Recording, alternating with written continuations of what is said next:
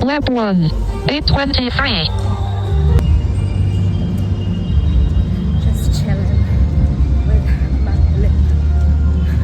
Para akong kinakramp na ewan. But yeah, natapusin pa rin natin yung 30 minutes.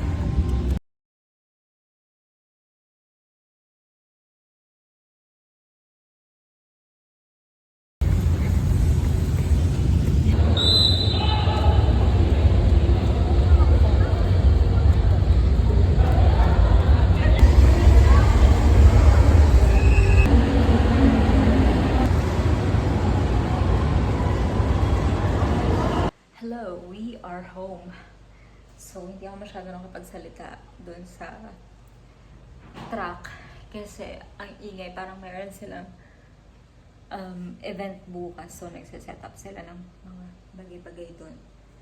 Ayun, natapos naman kami ng 30 minutes. Kahit inulan, na tayo sa second session of our marathon training. See you on the next one.